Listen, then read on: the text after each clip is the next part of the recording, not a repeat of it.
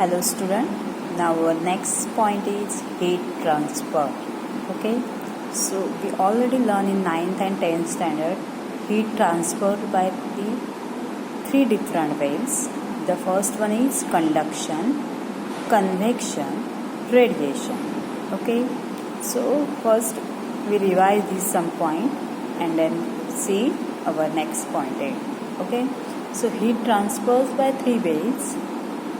So the first one is conduction. So conduction means in this process heat is passed on from one molecule to other molecule, but the molecules do not leave their mean positions. Okay, so means the molecules are in stable conditions. Okay, and heat transfers the heat from one molecule to other molecules, means neighboring molecules, and then these molecules is again transfer the heat from another neighboring molecules. Okay, and then this is the slow process because it's transferred from one molecule to another molecule to then next molecules. Okay, so this is the slow process, and this is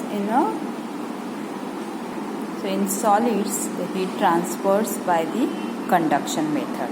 Okay, but in liquid and gases are heated by convection. So convection means in this process there is bodily movement of the heated molecules. Okay, so in these solids are not possible the molecules move from one to another position, but in liquid and gases the molecules movement randomly, and then it transfers heat from one molecule to another molecules, and heat energy is also transfers. Okay, so in this process material medium is required. So for conduction and for convection material medium is important, but another point is our radiation. So heat transfer in radiation material medium is not required because this radiation of heat energy take place by EM waves. Okay, so means electromagnetic waves. So however the transfer of heat by radiation does not need any medium. Radiation of heat energy take place by EM waves by traveling with a speed of 3 into 10 raised to 8 meter per second in vacuum and space.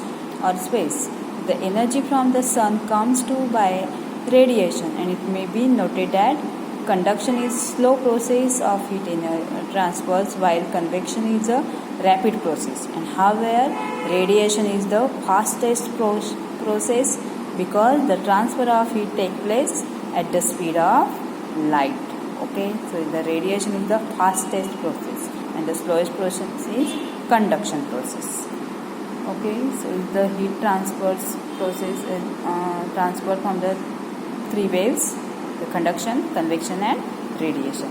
Now let us see first what is the conduction. So conduction, again see the conduction point. So in 11th standard we already learned the conduction process, means one rod is heated from one end and then its heat transfers to the cold end. Okay, so conduction is the process by which heat flows from the hot end of the cold end of a solid body without any net bodily movement of the particles of the body, and heat passes through the solid by conduction only. So when one end of the metal rod is placed in a flame while the other end of the held in hand, the end held in hand slowly gets hotted. So although it itself is not in the direction contact with flame. So we know that this experiment, the metal rod heated at one end and then molecules transfers its heat energy slowly to the other cold end of the rod. Okay, so this experiment we already know that is the vibrations of molecules transfers the energy. Okay, so molecules there vibrate faster So then as they collide with their slow moving neighbors and then transfer some of their energy by collision of these molecules. Which in turn transfer energy to their neighboring molecules still farther down the length of the rod. So normally various sections of the rod will attain a temperature which remains constant but not same though out of the length of the rod. So this method of the heat transfer is called the conduction. So these solid substances which conduct heat easily are called good conductors of a heat, that is silver, copper, aluminium, brass, etc. So all these metals are good conductors of heat. Those substances which do not conduct a heat easily are called bad conductors of heat, that is wood, cloth, air, paper, etc. So in general, good conductors of heat are also good conductors of electricity.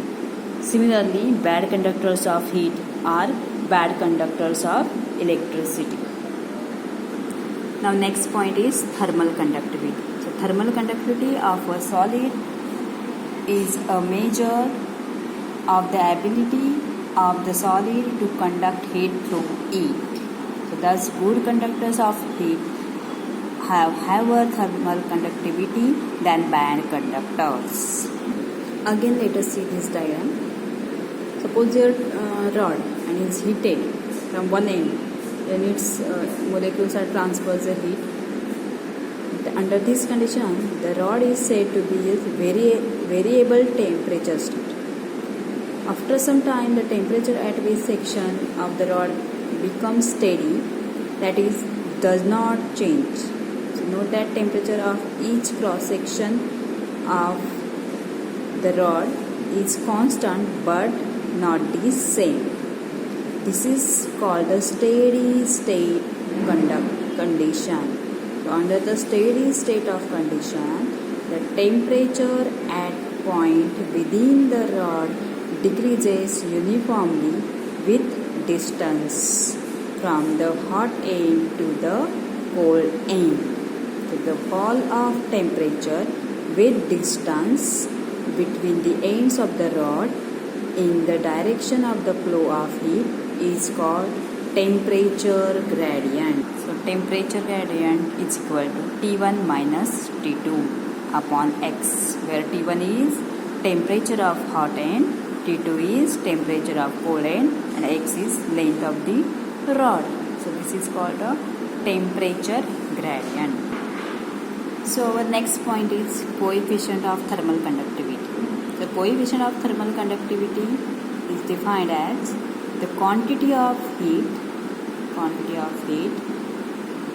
that flows in 1 second between the opposite faces of a cube of side 1 meter, the faces being kept at a temperature difference of 1 degree Celsius or 1 Kelvin. Okay, so coefficient of thermal conductivity means, now considering a cube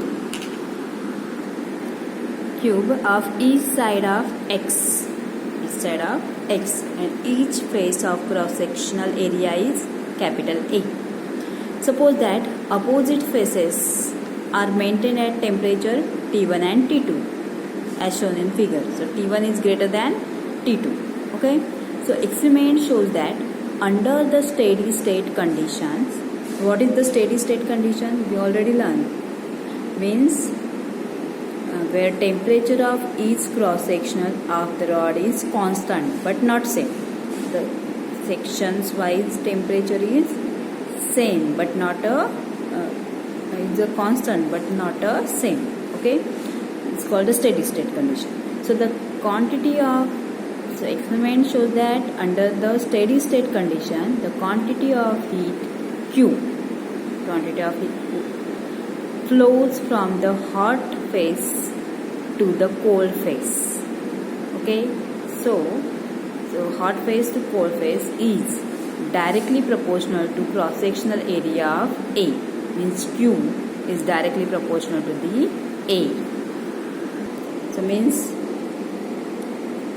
heat Q Q means here heat that flows from hot phase to cold phase is directly proportional to the cross-sectional area of A and directly proportional to the temperature between the two phases, means T1 and T2.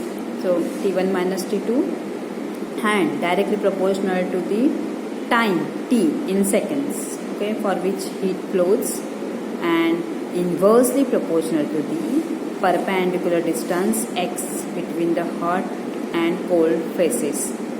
Okay, so means Q means heat is directly proportional to the A, directly proportional to the T1 minus T2 means temperature difference, and directly proportional to the T means time, but inversely proportional to the perpendicular distance x. Okay, so combining up above four factors, we have the quantity of heat.